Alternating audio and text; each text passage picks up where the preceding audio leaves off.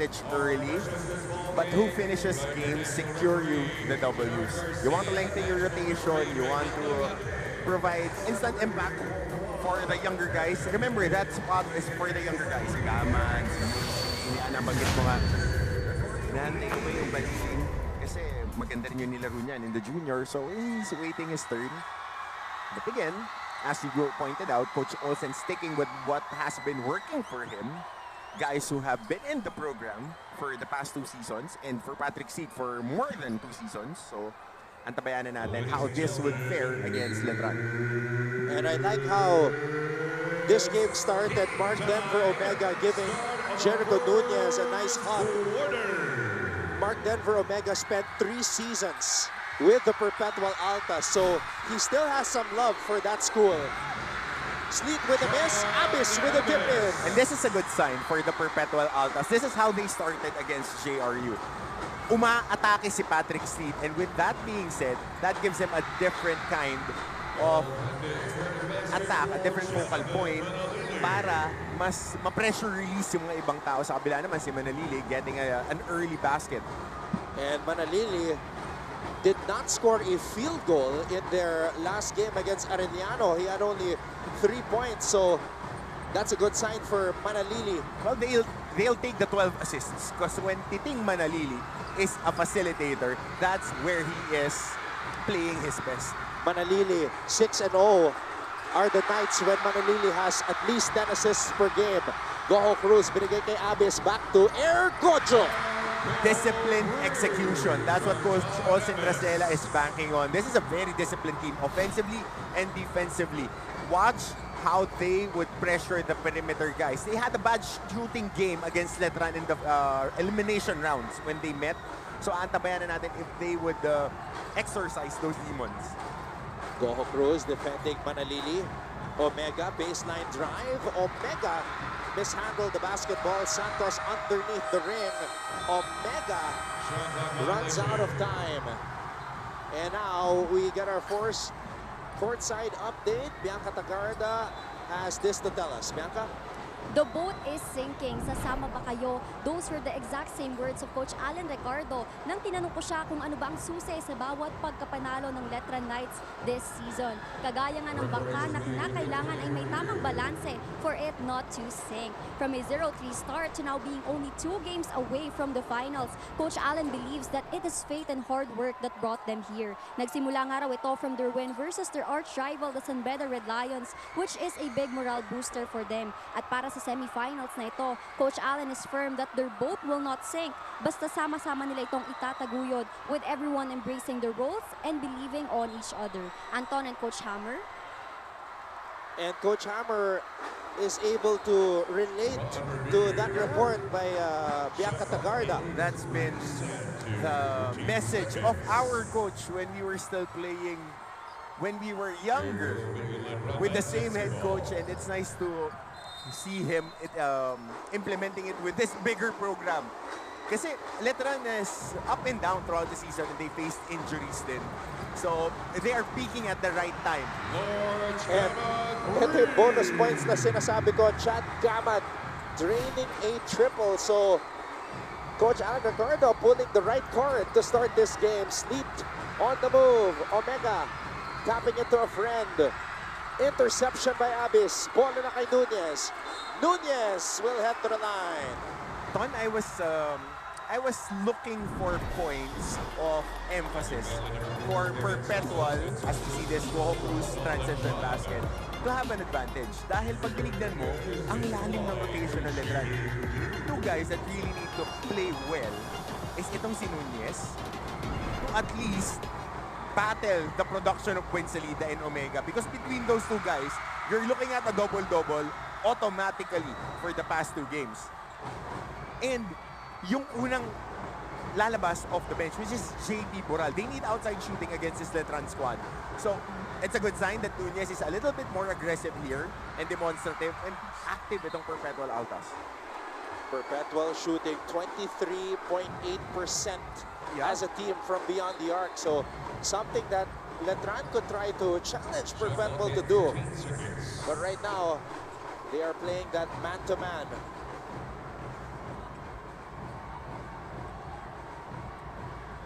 Orgo. Orgo in his 4th year as a point guard for the Altas. Goho Cruz! Banking it home! Nailed 4 3-pointers last game in their quarterfinals matchup. Might be the most consistent outside shooter for the Perpetual Altas. Somebody that you don't need and won't leave open. Gamad for 3. Another one! And Chad Gamad is low-key one of the deadliest snipers in the NCAA. He's shooting 38.2% from beyond the arc. Oh, and a lot of color here with Manalili and Mark Go Cruz. Yeah, they've been playing against each other since high school. Yep. Just competitive. Competitive, smiling, two competitors being at each other's grill. Di aatras parehas. Dugong NCAA eh. So double foul yung tinawag sa kanila.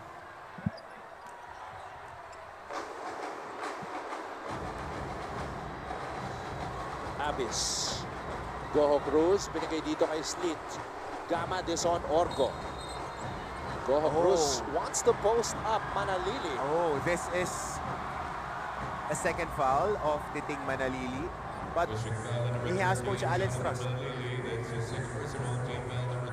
There was that one game, that first quarterfinal game against Arellano when Manalili picked up 3 fouls in the first half.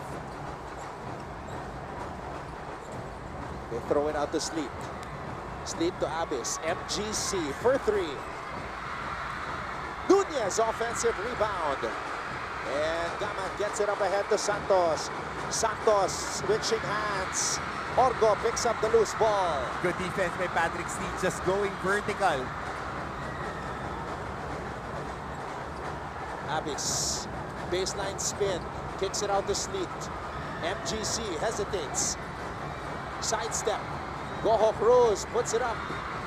Abis offensive rebound. Abis throws it out to the wrong man. Manalili has it. Manalili is fouled. And good presence of mind by Titing Manalili to just go downhill and attack the singular defender. And as Sean Orgo is telling the guys that if you're going to kick it out, settle down. You have to execute well. Hindi ka pwede sumabay sa pace ng Letran. Because Letran likes to run. Because they have a very good attacker in Manalili. Manalili was 0 for 5 from the field against Arellano. But like you mentioned, 12 assists. Was 3 for 4 from the free throw line. Average 10.5 assists in the quarterfinals. In the first game, he had 9 assists, 12. In the second one, very important that you make him a scorer, pero parang you just pick your poison when it comes to the team. Arellano's game Good plan screen. as Abis cuts baseline. I'm so sorry, Anton, kasi pag nakakita ko ng magandang screen, I get ahead of myself. Ang ganda ng pagkakaset ng screen ni Mark Goho Cruz for that UCLA cut, the Abis. Perpetual has the numbers. It's a 4-on-1 fast break. Abis with the finish. Left hand finish.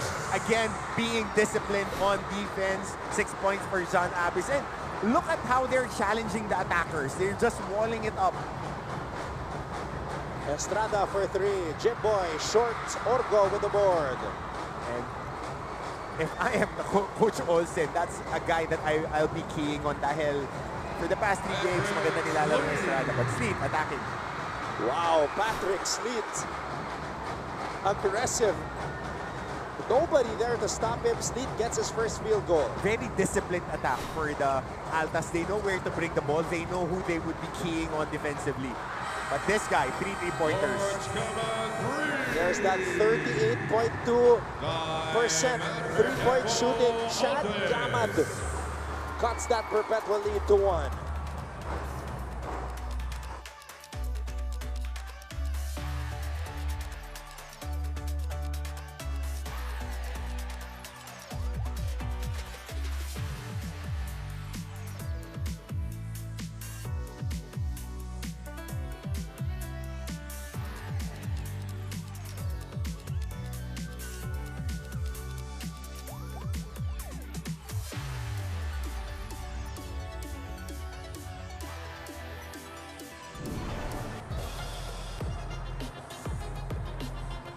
There's that nice cut by John Abis that you mentioned, and Abis running the floor. At ito naman, Chad Gamad started 12 of Letran's 15 games. And that's what you want when you have a young guy. Whatever role is given to him, be it 8 minutes, 5 minutes, you provide a lot of value proposition. And for a guy who is just starting and one of the youngest guys in the NCAA, playing in the big stage in a big venue and responding like this will go well for your collegiate career moving forward. He started this season as a 17-year-old. He was discovered in the NBTC National Finals playing for Top Flight Hoops Canada. So he's a Phil Canadian. Yep, I think he was with the program nila Coach Jeff Bombay. I'm not sure. Kasi most of the guys are looking at other teams.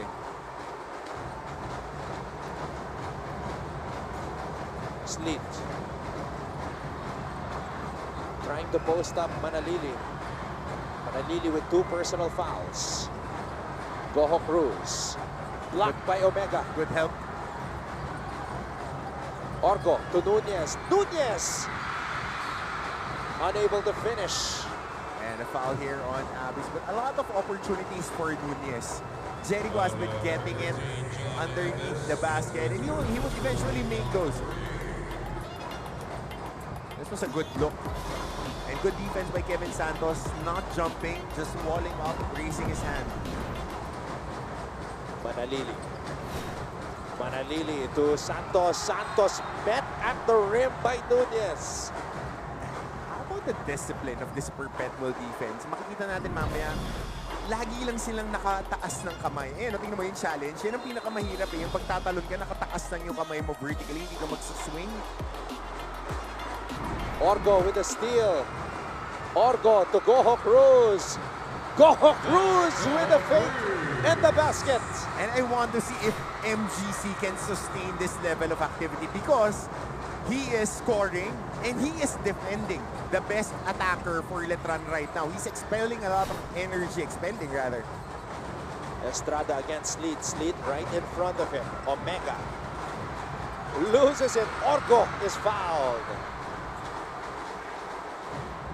And Orgo and Nunez picking up their former teammate.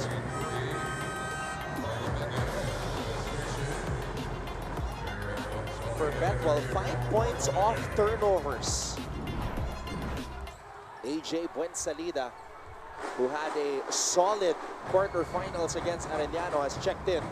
Speaking of solid quarterfinals, we'll focus on the big guys, Omega and Buensalida. I mentioned they're averaging a double-double combined. 16.5 points, 15 rebounds, and 4 offensive rebounds between the two of them.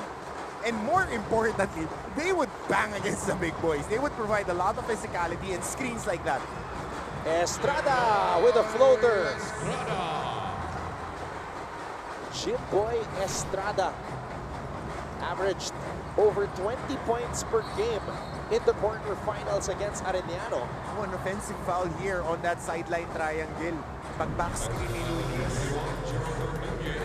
Yan na naman yung screen. Ang laking bagay pag tumatama yung screen ni Nunez sa kanyang Omega. Tapos, nagpo-provide pa sila ng extra touches when it comes to offensive rebounding. Estrada, 20.5 points per game in the quarters against Arellano. Manalili floats it up. Titing Manalili. Ang errant pass there by Sean Orgo. Estrada. Estrada to Buensalida. Buensalida. Wonder foul. Didn't get it. Goho Cruz. Touchdown. Good leak out by MGC. And what a matchup. Manalili and Goho Cruz.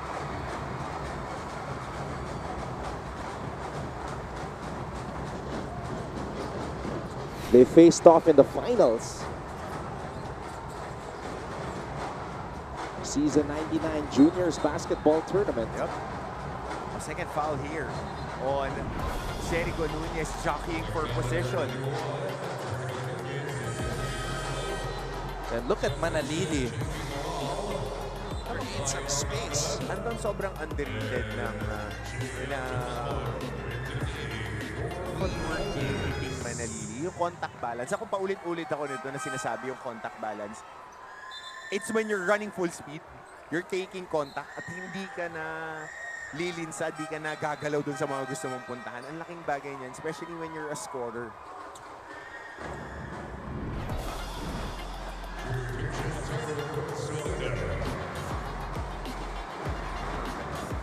Perpetual with 8 fast break points. And one thing that Letran also increased in the quarterfinals, free throw attempts. They've been a little bit more assertive, average 32 free throw attempts a game against Arellano. They are number 3 in season with 23, but those 9 additional free throws, ang laking bagay dahil yung mga lamang nila 8 points, 7 points. To Labut, to Orgo.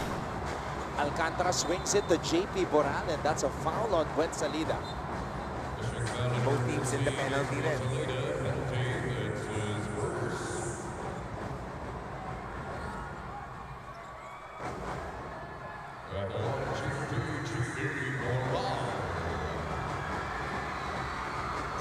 JP Boral, one of 3 graduating players from the Altas side, along with Abis and Nunez. Boral playing in his 5th season as a member of the Altas, averaging 8 points per contest here in season 101.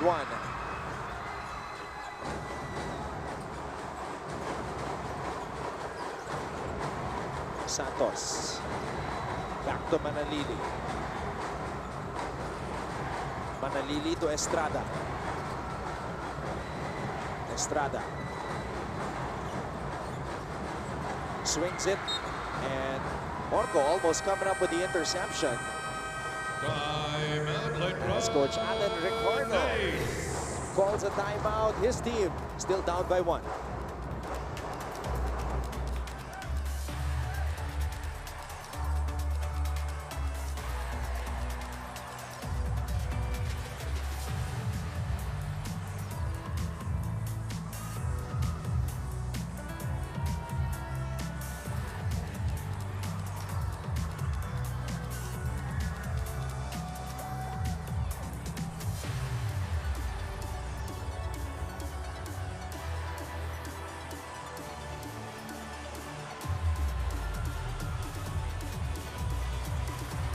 One of the subplots of this Perpetual and Letran matchup is the return, or rather, former players facing off against their former teams, Jun Roque and Mark Denver Omega.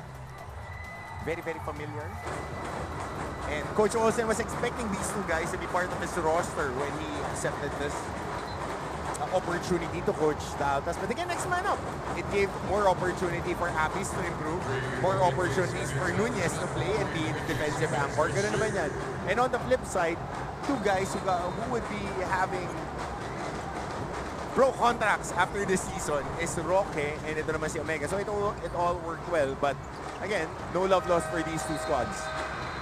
Jun Roque played 2 seasons for the Perpetual Altas, and it looks like he was well on his way to stardom. Yeah. Obviously, obviously his numbers this season are way below what he was showing in a sophomore season with the Altas, but we're very well aware of what Roque can do at his best. So ito yung aantabayanan naman natin ngayon, Anton. As we see Jun Roque get in the game, aantabayanan natin dito yung zone offense ng Perpetual. Dahil ang ginawa sa kanila ng mga teams na tinalo sila is zone sila. So we'll see. Again, you mentioned that they're shooting below 25% from 3. They have 70 main 3-pointers this season. But last game, they had 7. Manalili on the move. Kiting Manalili.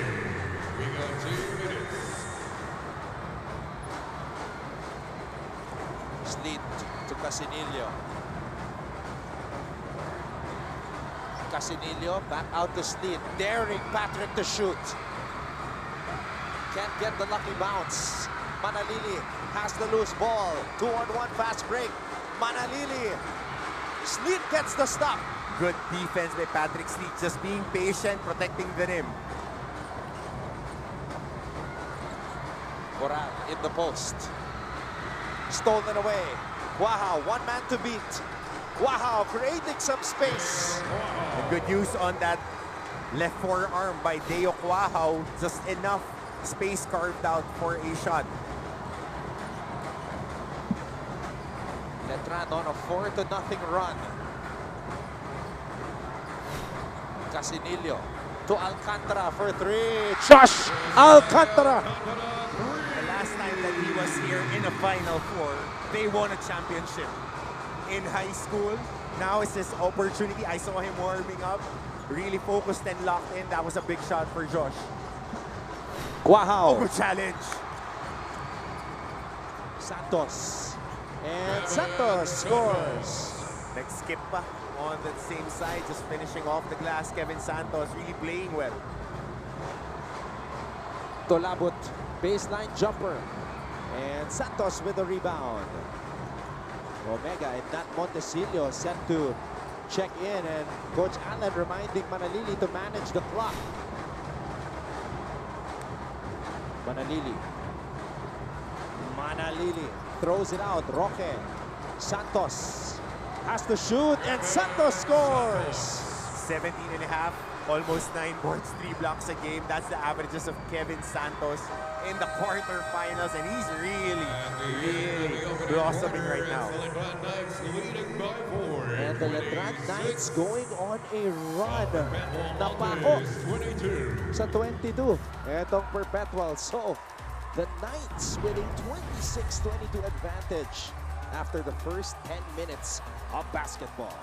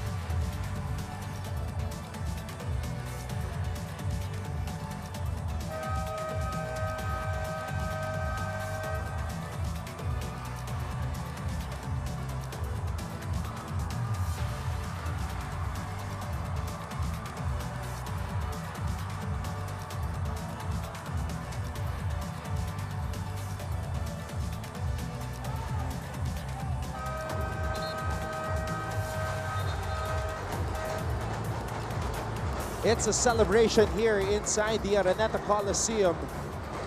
First time in 4 seasons. First time since season 97 that the Altas are in the top 4.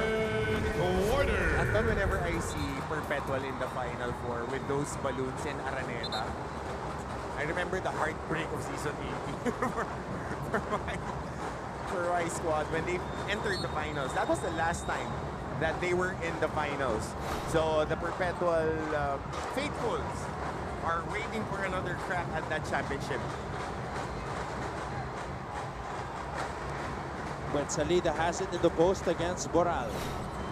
When Salida binigay dito kay Roque. Roque, his first shot is up and down. Good action there on that off ball. Roque filling in on that wing. Sabay bagsak sila sa zone dito, naka-phone booth, na-trap to sa corner. Biggest lead of the game for the Knights. Roque comes up with a steal. Roque launches for 3. And Alcantara comes up with a rebound.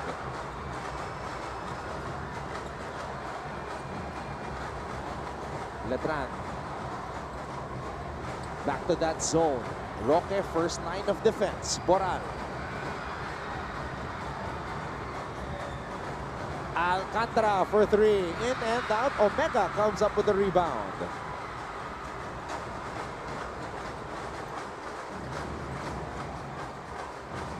Montesillo. Montesillo to Quahao. Montesillo, 7 on the shot clock. Went Salida, jump hook, and he was fouled.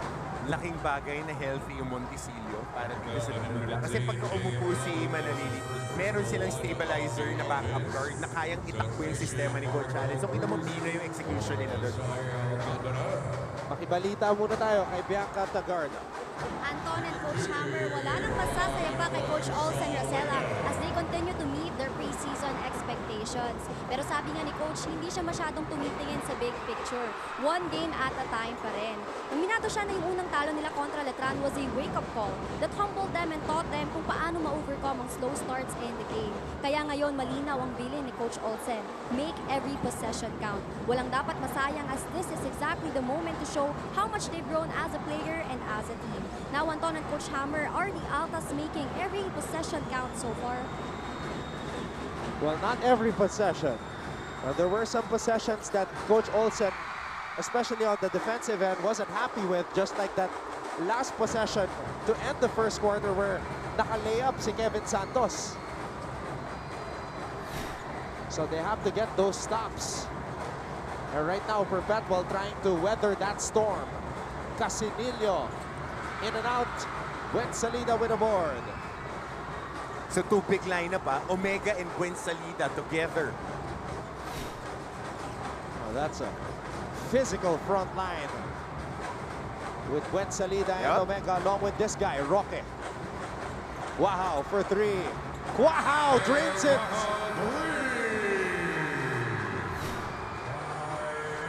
The Knights have gone on a rampage. They are on top by 12.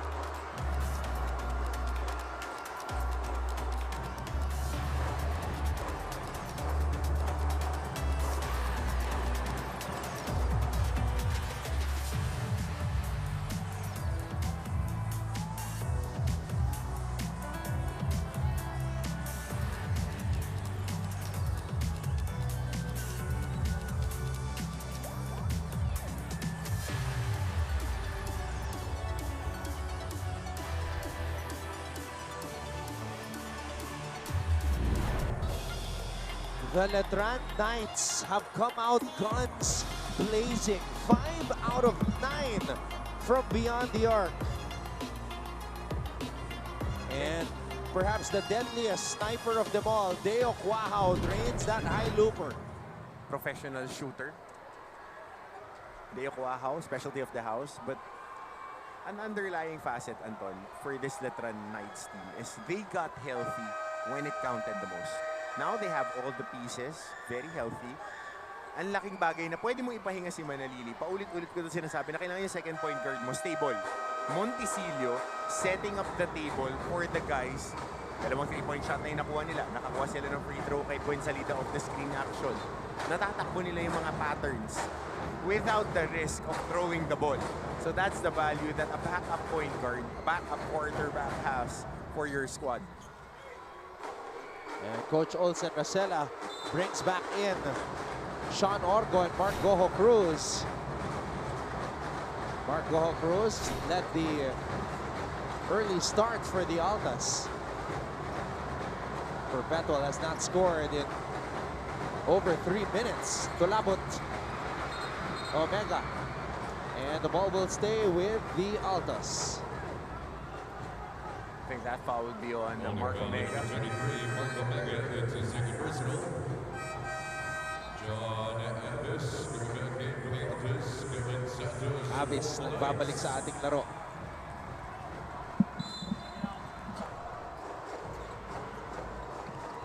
Maglupay. To Goho Cruz. Goho Cruz. Boral, offensive rebound. Maglupay. Throws it out to Orgo. Goho Cruz against Roque. Boral fade away. And Santos comes up with a rebound. Good defense by...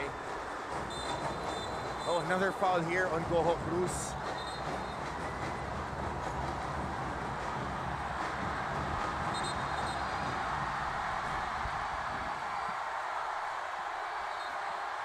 And this is what you don't want to be in, a scuffle, especially if you're a focal point. And you gotta understand that if you're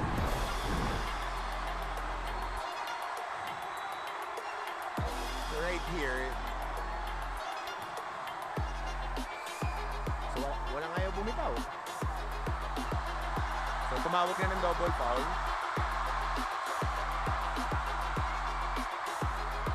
So, just trying to break that. That's a very tough spot to be in. Yep.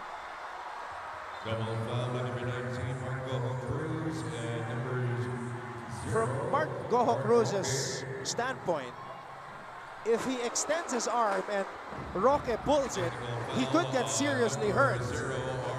And that's why I think he didn't want to extend his arm and just kept it folded. Because we saw in that video that Roque pulled him. Yep. Okay, back to the action. That's part of the action, though. Yep. I just don't want to give my personal take on what to do when it comes to tangles like that. Just try not to get injured. Yeah, exactly. Just try not to get injured. Tsaka ang pinakamahirap kasi doon, yung nilalak. Yan ang pinakamahirap, yung mga naglalak ng mga shoulder. It's not a basketball play. Definitely not a basketball play. And there are people that would try to instigate to hook you like that. So double foul. Yep. And technical fouls. Double technical fouls. Goho Cruz and Roque on the bench. Or actually, Roque is still on the floor. Goho Cruz is back on the bench. He has 3 fouls now.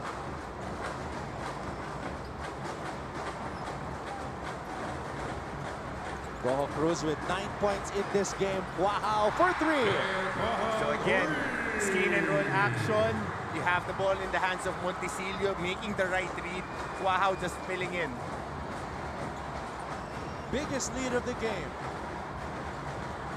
Moral swings it to Sleet. Sleet on the move. Orgo. And Salida comes up with a board. And this second unit of Coach Alan Ricardo blanketing the second unit of Perpetual. Wala pa sila nakukuha ang field goal dito sa second quarter and even towards the latter part of that first quarter. The last field goal that they made was the 3-pointer of Alcantara.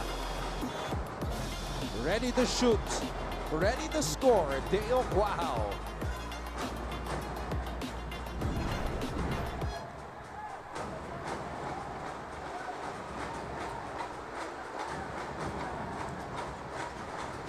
Roque to Montesilio.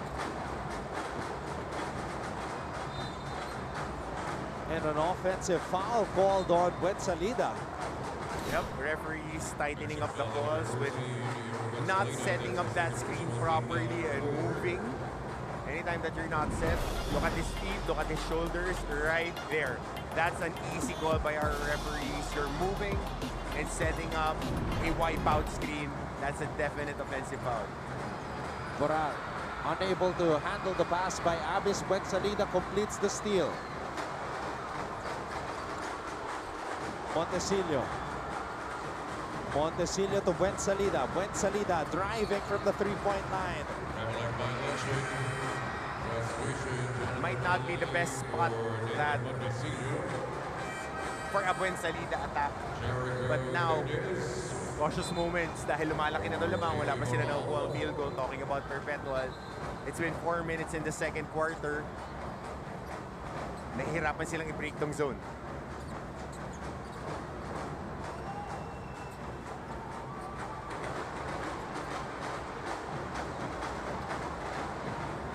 Orgo.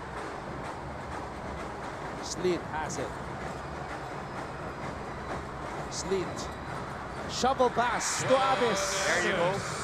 That's one way in breaking a zone. Hit the guy in the gap. Manalili.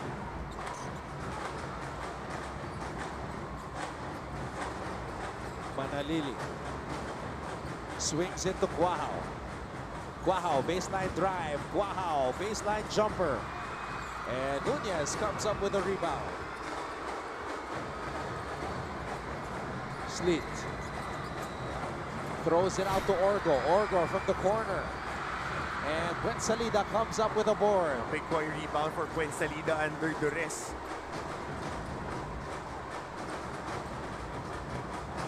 Manalili, well rested, back on the floor. Manalili, no look to Buensalida, and Buensalida is fouled. Malaking bagay na nakashoot na ng dalawang 3 points si Quahao. So the help defense is very busy. We see this shovel pass to Abis. So yun nga, no? Naging theme to ng whole season natin. Tinatanong nila who from the bench of Perpetual needs to step up.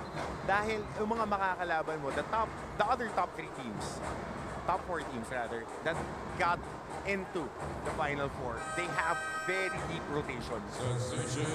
Kanina, palitan lang tayo, trading blows lang itong Perpetual and Letran in the first quarter. When the second unit got inserted, that's when Letran created separation. And now Coach Olsen Rosella digging deep as Helsano checks in for the first time here in the quarterfinals, in the semifinals rather.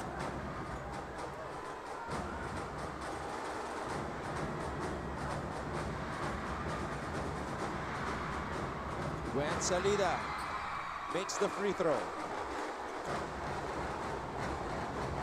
So they're staying on this 1-2-2, the shifting zone. Na yung dalawang big man nila naka-anchor lang sa ilalim. That's the full booth call sign. Orgo to Sleet. Sleet back to Orgo. Orgo for 3. Short. And Manalili picks up the loose ball.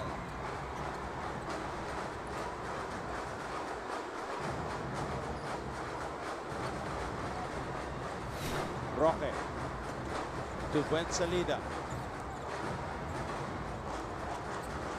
Buensalida to Roque. Roque too strong. Sleet. Alcantara for 3. And Manalili has the ball. Manalili takes off. Count the basket plus the foul. And Letran having momentum with Manalili leading the way with his downhill drive. Sano called for the personal there. And one of the happiest guys in the audience, Bong Quinto, celebrating that and one by Titing Manalili. Bong Quinto sitting on the baseline, and he's right beside Kurt Rayson.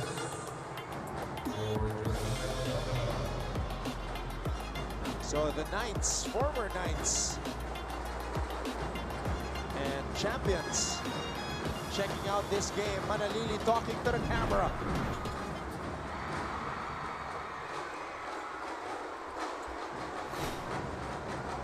It's a 15-2 run for the Knights of Intramuros. Sleet power move. And that's going to be 2 free throws for Patrick.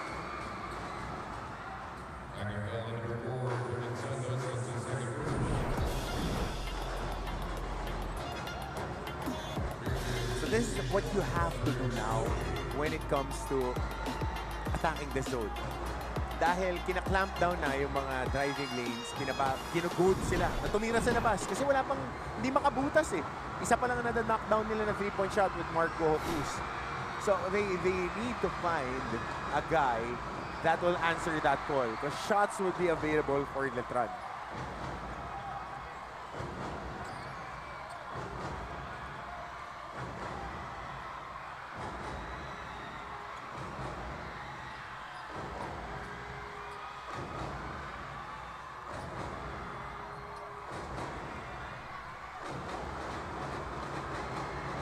Coach Olsen has fielded in 12 players in this game. Durantes, the 12th man sent in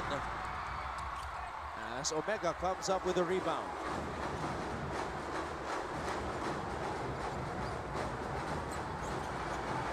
And Deaquao scores underneath.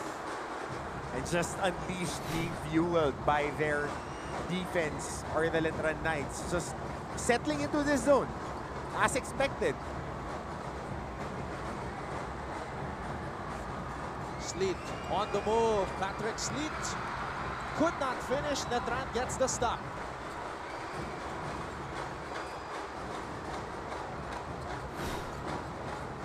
Manalili with a crossover. Manalili in the playground. Santos throws it to Roque. Roque steps back for three. And Orgo comes up with a board. That's a foul on Omega. And there's Bong Quinto along with Kurt Rayson.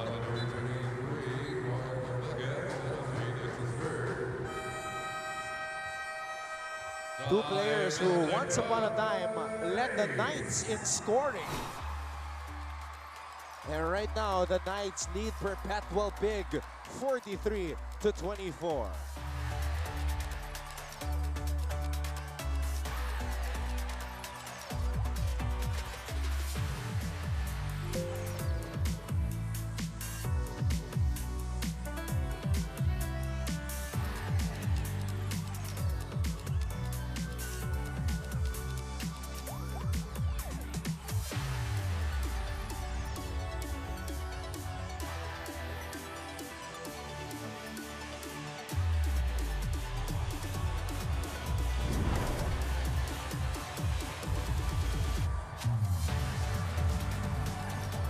Mancom representative Coach Dax Castellano of the College of St. Benilde. His Blazers will go up against the Red Lions at 2:30 p.m. today. Father Vic Calvo of Colegio de San Juan de Letran on the big screen, igniting the Letran faithful. We have Melchor Divina of Mapua University.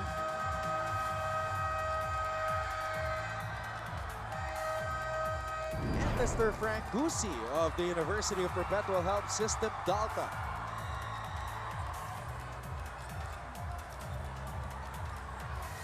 Perpetualites here at the Araneta Coliseum on this Tuesday.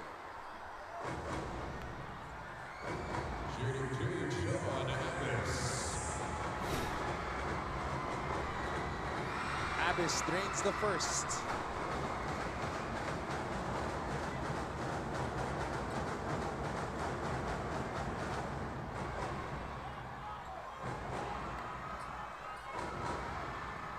Perpetual only with 3 points as a team here in the second quarter.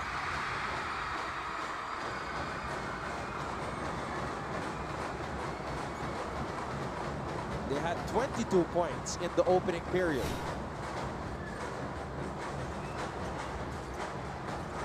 Roque to Manalili. Manalili to Roque, swings it to the corner to Cuajao. May pabaon yung ball screen ni Luis Tapeño. But if you're Perpetual, you're a process-oriented team. So this is now a 17-point lead.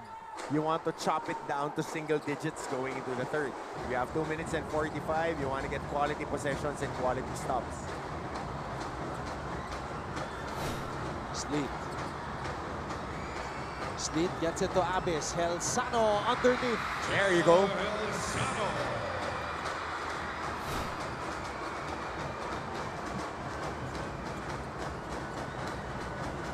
Manalili. Roque. Roque inside to Tapeño, and Tapeño was fouled by Abyss. Oh. Wow. That was surprising. Because out of balance si Tapeño on this catch. This was this zone offense. Good interior passing. Hockey assist for Patrick Sleet. Good touch pass by Abyss. But this post entry. Pwede nga.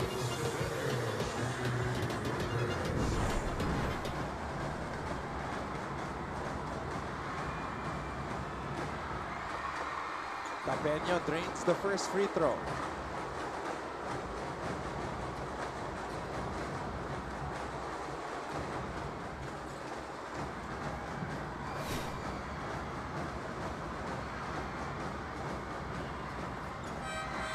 Two for two.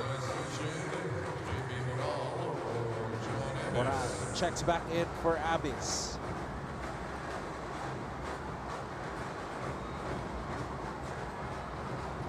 Orgo to Duremdes. Duremdes to Sleet. Sleet Throws it out to Remdes. Pass deflected. And Duremdes was inserted to be a zone breaker. He was at the corner all alone. You can't be gun shy right now. You have to take that open three. Sinasabi rin ni Patrick, itira mo na, libre siya sa kanto. 2 minutes. Duremdes to Moral. Moral in the baseline. Sleet on the move. And Sleet was fouled. Patrick Sleet. And the basket counts for Patrick Sleet. A good attack by Patrick Sleet. Not stopping after that foul. Good continuation, inside hand, kontra Pectus pa. Hirap nun. Patrick Sleet.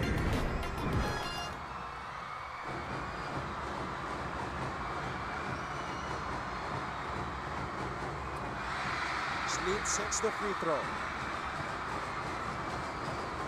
Lead is down to 14.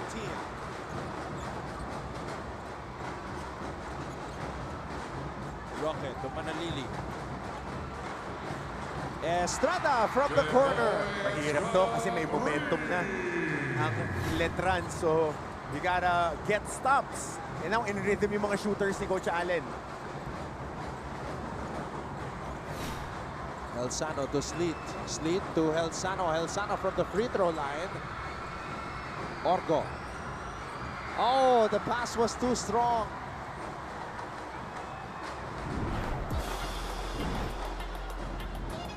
Excellent ball movement by the Knights. LA Casino, Sean Orgo. Allen Maglubay for Patrick Sleet. Maglubay returns for the Altas.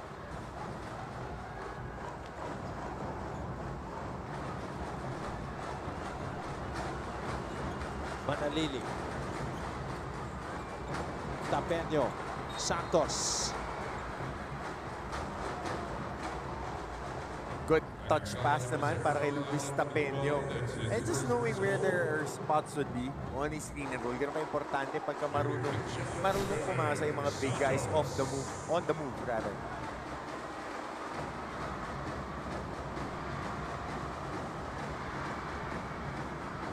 Santos good on the first.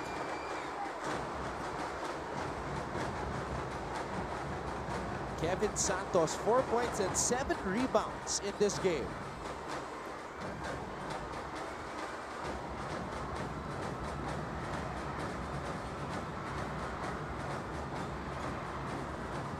Two for two for Santos.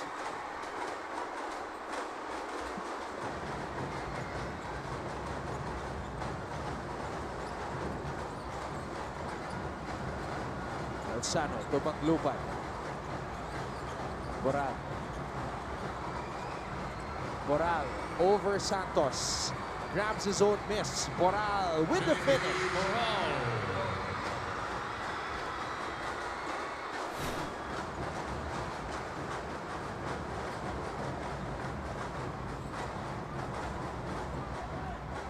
Manalili against Casinillo.